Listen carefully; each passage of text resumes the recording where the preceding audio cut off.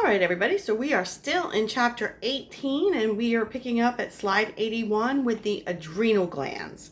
Now, the adrenal glands are pyramid-shaped glands that each sit on top of one of your two kidneys. They kind of look like little triangular shapes. They have different layers to them. On the outside of the gland is going to be called the capsule. And then just under the capsule, which is a connective tissue layer, is going to be the cortex.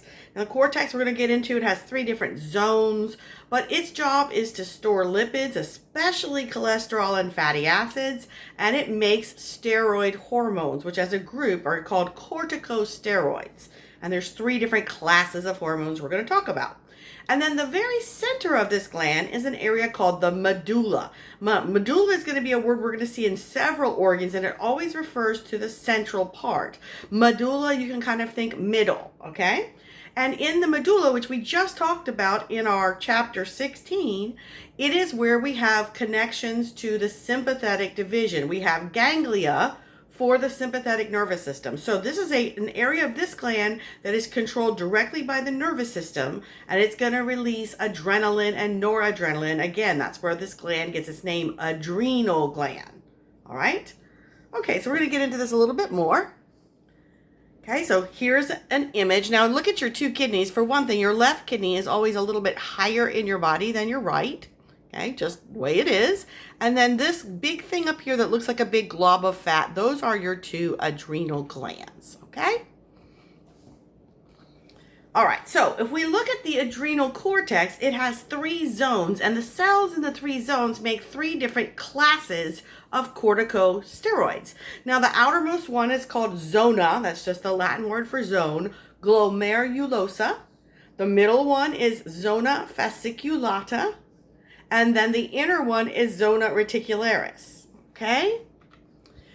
Now, zona glomerulosa is going to produce our mineral corticoids. Mineral corticoids. The most common one is aldosterone. Now, aldosterone has to do with sodium levels, of conserving sodium and eliminating potassium. And so when you want more sodium, it's going to, if you release this hormone, it's going to increase the sensitivity of salt receptors, and it's secreted in response to a drop in blood sodium or blood volume or blood pressure. So those 3 drops will trigger it, or if you have a rise in blood potassium concentration. Okay? The middle one, zona fasciculata, will produce glucocorticoids. So we've had mineral corticoids because potassium and sodium are minerals. Now we have glucocorticoids, which are going to have to do with glucose, right? So our examples of glucocorticoids are cortisol, corticosterone, and cortisone. Glucocorticoids are going to inhibit corticotropin releasing hormone, and they're going to inhibit adrenocorticotropic hormone from the anterior pituitary. And what glucocorticoids do in your body is they accelerate glucose synthesis and glycogen formation, and they shut down the immune system by having anti-inflammatory effects. So by shutting down immune responses, they prevent inflammation. The last zone, before we get to the medulla, is zona reticularis. And this is going to be a bunch of endocrine cells that are a branching network, and they're going to make small amounts of androgens. Now, androgens get converted, some into estrogens, and some of them, these androgens will do things like stimulate the body to begin growing pubic hair just before puberty begins. Okay, so it's going to make some sex hormones. All right, so I'm going to turn my camera and I'm going to go ahead. I have to confess, when I get something that's not mine, I totally stole this from Mr. Long. Can you guys see that? Okay, so this is my whiteboard, and this is showing you the zones. Glomerulosa, then fasciculata, then reticularis. Now, if you take the first letters of the zones, the G, the F, and the R, and you put O's between them, it spells go for, and then I put middle equals medulla. So you go for the middle. And why you go for the middle? Well, look at what they handle. The outermost layer of the cortex glomerulosa deals with salt, and salt's pretty good. You know, most of us would agree we like salty foods, but most of us would prefer sweet things. So we go from salt and controlling salt intake to sugar. That's the glucocorticoids, right? That's fasciculata. And it just gets better and better because after sugar, what's better than sugar? Well, sex. Sex is better than sugar. So it goes GFR, salt, sugar, sex. And then in the very center of the adrenal gland, which is what that weird shape is supposed to be, by the way, we have the medulla, which secretes adrenaline. Some people might say adrenaline's better than sex. It's a toss-up. But either way, that's how you can remember what the layers do. You write go for middle, and the G is for glomerulosa. That deals with salt intake. The F is for fasciculata. That deals with sugars. The R is for reticularis. That makes a little bit of sex hormones. And then finally, the medulla makes adrenaline. All right. So I'm going to move my camera back over here to my monitor. I hope that little study mnemonic device helps you. Okay. So again, this is what the adrenal gland looks like. On the very outside, we have the adrenal capsule. Then we have the 3 zones of the adrenal cortex. And then here in the center is the adrenal medulla. And here is a photomicrograph showing you the different zones. So glomerulosa is actually pretty small. Fasciculata is very thick. Reticularis is small again. And then we get to the medulla. So it's almost like a sandwich with a bigger middle filling and 2 thinner slices of bread. And this is a good kind of chart to kind of run your mind over before the exam. Okay, again, the adrenal medulla has 2 types of cells. One type produces epinephrine, also known as adrenaline, and that's 75 to 80% of the output of the adrenal medulla. The other type of cell makes that little 20 to 25% that makes noradrenaline or norepinephrine. So, results of activating the adrenal medulla, well, you're basically going to be activating the sympathetic nervous system, right? So in addition to all the neurotransmitter effects, we have hormonal effects. We're going to trigger mobilizing glycogen reserves and breaking down glucose because we're ready to fight or flight, right? We need to have lots of energy. We're going to break down fats. We're going to break down glycogen into individual glucoses, and we're going to stimulate beta-1 receptors in the heart that's going to speed up the heart and make the contractions stronger. All right, so that's it for the adrenal glands. Okay, let's go on to the pineal gland. Some people say pineal, some people say pineal. Doesn't really matter, just spell it correctly. You see the word pine in the front of it. That's because it was the size and shape of a pine nut. And where this gland is located is actually at the back of the thalamus in an area called the epithalamus. It's in the back of the roof of the third ventricle. It hangs just over the corpora quadrigemina. The cells here are called pinealocytes, and they make melatonin. Now, melatonin is a hormone that is created in response to your eyes perceiving darkness. So as the light gets dimmed coming into your eyes, it stimulates this gland to release melatonin, which begins slowing down your body processes to prepare you to fall asleep. Okay, so again, it's way back here. You can see here's the corpus callosum, here's the thalamus, and it's right back here, right above the 4 bumps of the corpora quadrigemina. And then these are the pinealocytes. Your pancreas is a very large gland, but it's also a digestive organ. So the cells within the pancreas are divided. Most of the pancreas is exocrine in function and makes digestive enzymes. It puts them into a duct, which puts them into the small intestine. Scattered within the pancreas are these little patches of endocrine cells called the islets of Langerhans, or just islet cells. And they are going to create several hormones. So that is the endocrine part. The pancreas itself is in a loop between the bottom of the stomach and the first part of the small intestine. It's mostly behind the peritoneal membrane, so it's not included within the peritoneal cavity. Okay, so here's a diagram of the pancreas. Again, we're going to talk about the pancreas in the digestive chapter. It kind of looks like a big feather or leaf shape, and the central duct is running through the middle like the central vein of a leaf, and then it splits over here, and there's two places where it can deposit in the small intestine. So exocrine pancreas has all these cells that create digestive enzymes that are called pancreatic acini or acinar cells. And that's about 99% of your pancreas. So it's mostly for digestive system. And they are going to make an alkaline enzyme-rich fluid that's going to help break down the food in your small intestine. The endocrine part, again, are little patches called pancreatic islets or islets of Langerhans. And they have three major types and one minor type of cells. We have alpha cells, beta cells, and delta cells. And then we have pancreatic polypeptide cells or PP cells. Obviously, pancreatic polypeptide cells make pancreatic polypeptide. So PP cells make PP. Alpha cells, beta cells, and delta cells. If you can put things in alphabetical order, you will get this right. Okay, this is my trick. Alpha, beta, and delta are already in alphabetical order. By the way, that's like A, B, and D of our alphabet, right? So G for glucagon comes first in G, I, and P, right? So if you put them in alphabetical order, alpha cells make glucagon, beta cells make insulin, and delta cells make peptide hormone. This one's actually called somatostatin.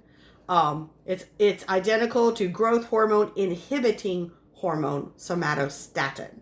Okay? So glucagon, insulin, somatostatin. S, you can do it by the S or you can do it by the peptide, the P peptide hormone. And that way you'll get them in order. Now, what do? Glucagon is released when you don't have enough blood glucose. Your cells are hungry and there's not enough glucose in your bloodstream. So glucagon is released by the pancreas in response to low blood glucose, and it goes to the liver, which is the only place we store glycogen other than our muscles, and tells the liver to break down glycogen and release individual glucose molecules into the bloodstream. That will raise the blood glucose level. Okay, so several hours after you've eaten and you no longer have that sugar high, you're going to release glucagon and you're going to then have glycogen broken down in your liver and release glucose into your bloodstream. Now, right after you eat something and your blood sugar levels go up, you have high blood glucose, your pancreas will sense the high blood glucose and it will release insulin. Insulin doesn't go to the liver. Instead, it goes to the body's cells. Without insulin, the sugar cannot enter cells. So insulin opens up receptors on the cells to take the sugar out of the blood and bring it into the cells to create energy from it. So when you have high blood sugar, you secrete insulin, that brings it down. If you have low blood sugar, you secrete glucagon, that brings it up. Okay? So here's what a pancreatic islet looks like. We're not going to ask you to know the individual alpha, beta, delta, and PP cells. You just need to realize that this patch of cells looks different from what's around it. So this is my pancreatic islet. So these would be islet cells. And then these would be my acinar or pancreatic acini. Again, when blood glucose level increases, beta cells secrete insulin that removes sugar from the blood to lower blood glucose. When blood glucose levels decrease, alpha cells secrete glucagon, which raises glucose levels. And here are two graphics for that. So insulin is a peptide hormone, and its job is to tell cells to take up glucose. That helps us create more ATP. In the liver, if there's a lot of glucose in the blood, the liver takes it out and builds glycogen, so that when we have a time when we don't have glucose, we have glycogen stored. It also stimulates amino acid absorption and protein synthesis and stimulates forming triglycerides. So basically, insulin helps your body store all of the different energy forms, all of the different macromolecules. We're building fats, we're building proteins, we're building sugars, all from insulin. So we need to be able to absorb those into the cells from the digestive system. Glucagon mobilizes energy reserves when blood glucose is low. Okay, so there are a few conditions. Hyperglycemia. The prefix hyper means too much, above. And so hyperglycemia is when you have a high glucose level in your blood. Now, it could be due to the fact that you just ate a very sugary item. It could also be due to the fact that your body is not producing insulin. So without insulin, the cells can't take the sugar out of the blood and take it into the cells. Okay? In some of our diseases known as diabetes, well, that's part of the problem. In diabetes mellitus, we have high glucose concentrations that overwhelm the kidneys, and we begin to see glucose show up in the urine. And we begin to urinate a lot more often, known as polyuria. Now, there's two types of diabetes mellitus. Type 1 is when there's been an autoimmune problem where the body has attacked its own beta cells in the pancreas and destroyed them as an enemy. So type 1 diabetics do not make insulin. So they can eat all the sugar in the world, it never makes it in their cells, and their blood sugar levels are through the roof because they're not making insulin to lower blood glucose. Only 5% of all diabetics in the world are type 1. So if they don't make insulin, what is the way to treat type 1 diabetes? We give them insulin. And as soon as they take the insulin, they are able to take the sugar out of their bloodstream and put it in their cells. Now, type 1 diabetics do not necessarily carry a lot of extra body weight. They have to measure the amount of insulin they take based on how many carbohydrates they plan on eating, and they have to monitor their blood glucose very carefully. High blood glucose, from regardless of the source, causes retinal damage, kidney damage, and nerve damage. So we need to control blood glucose. Okay? So even type 1 diabetics, this is the one that can be genetic. It's often caused from an infection in childhood. So we find more children and young adults diagnosed with type 1 diabetes. Type 2 diabetes, I hate to break the news to you guys. It's a disease of choice. If you have type 2 diabetes, it's because you chose to have type 2 diabetes. It is not genetic. Instead, what happens in your body is that you eat so much sugar that your insulin production cannot keep up with the amount of sugar you are eating. And so you eat amount of sugar, your body puts out insulin, your sugar goes up higher, your body tries to crank out more insulin, you take in more sugar, it tries to bring out more insulin, and eventually it's kind of like yelling at a teenager. The cells themselves stop listening to the insulin and they stop absorbing more sugar. And so you become what's called insulin resistant. Now, obviously, if you're eating lots and lots of sugary foods and you have an excess calorie intake, this type of diabetes is often associated with obesity. Not always, but often. The thing about this type of diabetes is giving them more insulin does not treat them because they're already insulin resistant. So the best treatment for diabetes type 2, this is what nobody wants to hear, stop eating the sugars. Stop the carbohydrates. Go on a low carbohydrate diet. Now, I'm not even talking about the Diabetic Association diet. It's full of carbs. It makes no sense logically. These are all the sources of carbohydrates, all grains, all pastas, all rice, all corn, peas, beans, all potatoes. They're all carbohydrates. It doesn't matter if they're complex or simple. They're all carbohydrates. They all become glucose in your body. So if you are a type 2 diabetic and you don't want to be, the best thing you can do is go on a ketogenic diet. A ketogenic diet switches your body's fuel source from glucose to fat, to ketones. And so you can actually reverse type 2 diabetes if you're able to follow a ketogenic diet. If anybody has any questions about this, feel free to contact me. I've been on the ketogenic diet several months or several years actually, on and off. So just talk to me about it. I went on it because I have polycystic ovary syndrome. I do not have type 2 diabetes. And it also helps treat my polycystic ovary syndrome. Okay? So if you do not manage your high blood glucose, whether it's type 1 or type 2, your kidneys will degenerate. You will go blind from diabetic retinopathy. You are higher risk for heart attacks, 3 to 5 times more likely.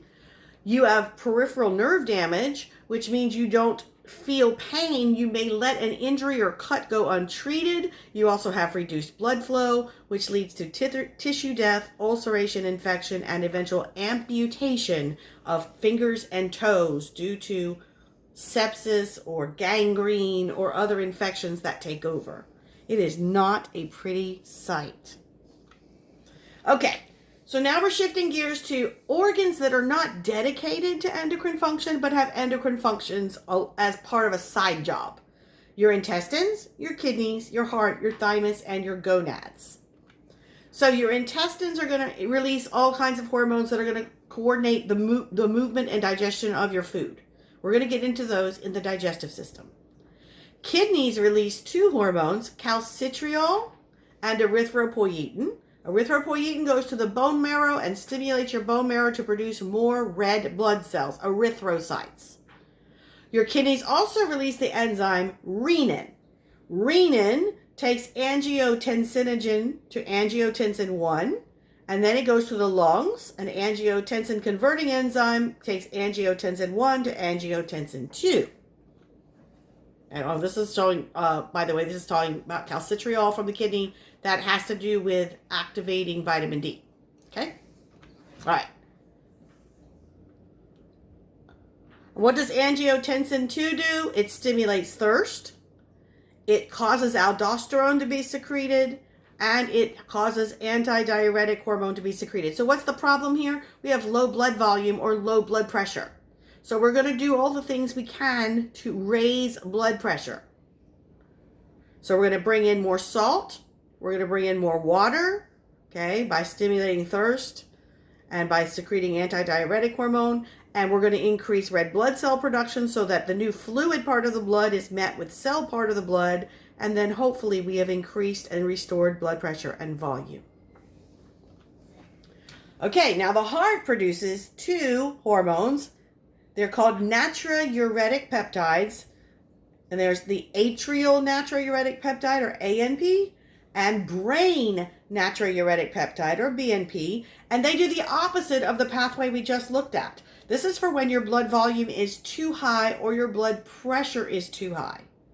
And so it will do the reverse. It will cause you to eliminate more fluid in your urine. That brings down blood volume, right? It will prevent secretion of antidiuretic hormone. It will shut off the thirst receptors.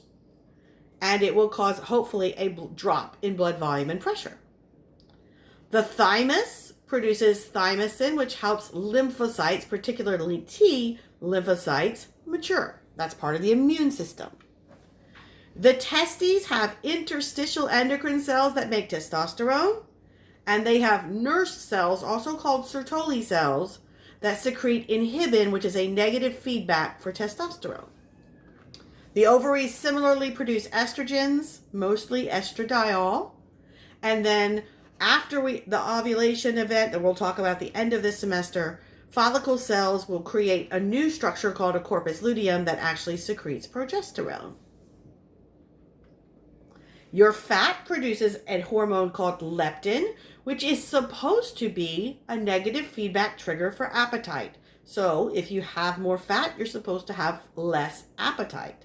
It also helps maintain normal levels of gonadotropin releasing hormone and creation of your gonadotropins. Now, the hormones can work in pairs, and they can either work together or against each other. And these are all the effects that your text discusses. If they do the opposite things, then they are antagonistic. If they help do the same thing, they are synergistic. If they are permissive, then both need to be there. One has to be there first in order for the second one to work. And integrative means they do the same thing, but they do it through different pathways. That was kind of a very quick summary for you guys.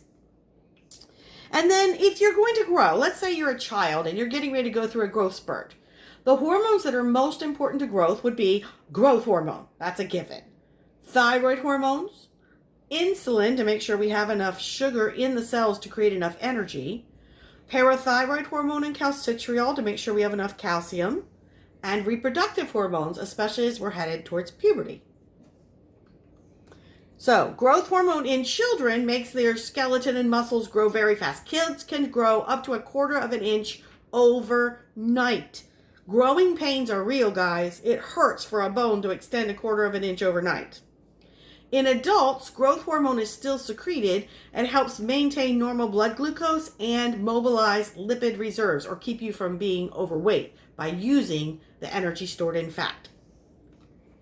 Thyroid hormones, if they are not there during fetal development or for the first year, then the child will not have a normal nervous system and they'll have developmental delays.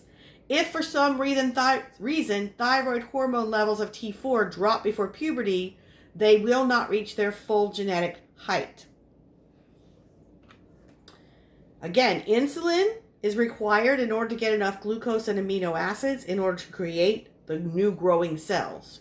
And parathyroid hormone and calcitriol help make sure we have enough calcium. And if we don't have them, we have weak, flexible bones. Reproductive hormones are important for the changes that mature an adult into the ability to reproduce the species. It changes the shape of the skeleton. It even changes secondary sex characteristics like broadness of shoulders, axillary and pubic hair, width of jaw and facial hair in men, widening of hip bones in females. All right, the last part of the chapter I so wish we were in person for. It's talking about how does your body handle stress. So stress is kind of something that stimulates the fight or flight response, but it's not an emergency that is immediately resolved. So you're constantly telling your body that you're in an emergency, but stress is an emotional and mental state that doesn't allow for resolution of the emergency. And so stress is a really bad thing on our bodies. We will go through this thing called general adaptation syndrome, or your stress response, and it has 3 phases: the alarm phase, the resistance phase, and the exhaustion phase. In the alarm phase, the sympathetic nervous system is stimulated. We get glucose from all these weird places we don't normally get glucose. We do gluconeogenesis, and we break down fat, and we mobilize all this energy. We secrete a bunch of epinephrine, again, which is adrenaline, and it's making us all hyped up during this stressful event. There's a problem, though. Your body is expecting you to use that energy. It's already cut off digestion and urination and defecation, just like we would during a normal emergency. So you're not efficiently digesting your food. You're not absorbing nutrients. You're not processing your food. So your defecation may end up on the diarrhea side or the constipation side. And again, the emergency is not going away. So you're shutting off those body systems for a long time. The resistance phase, if you stay in this hyped up phase for more than a couple of hours, it can go weeks or months. And now we shift over from being run by adrenaline to being run by cortisol. Cortisol still makes sure we get those reserves, but guess what it says? I've pulled all this energy out of these places and I might need it. So instead of putting it back where I got it, I'm going to pile it into a bunch of fat that I'm going to keep right on top of the abdomen. So cortisol is a stress hormone that causes you to store abdominal fat. We're trying to use amino acids and lipids for energy, but again, without actually resolving the emergency, we have all this excess energy, we're not using it, it just gets stored as fat. Finally, in the exhaustion phase, your body just can't handle the emergency anymore, and you will begin to have organ systems fail. It can be fatal. So yes, stress can kill you. So how do we deal with this? Number 1, stress is mostly mental. You're dealing and coping with problems in your head, and you're magnifying the problems, okay? So you need a way to utilize the energy and get you out of your head. That's going to be different for everybody. Some people meditate, some people pray, some people read, okay? Now that's not getting rid of the energy, that's kind of calming your mental state. To get rid of the energy, find an activity. It can be running, it can be playing basketball, it could be having sex. Whatever it takes to utilize the energy that your body has stored up, use it. That will reduce your cortisol and will stop the stress response. You'll use the energy, your body will signal that the emergency has passed, and then you can heal and get ready for your next big stressor. Okay, so during our body's use of hormones, and this is not just for women, but changes in hormones in your body can actually affect your behavior. It can affect your ability to learn and remember things, and it definitely affects your emotional states. There are a few things that happen because of age. Reproductive hormones decline in concentration, especially in women, and some endocrine tissues are slower or less responsive over time. And this is the last slide of the chapter. It's just talking about how the endocrine system works with the other systems. All right, guys, so that's chapter 18. So keep on studying and getting ready for this test.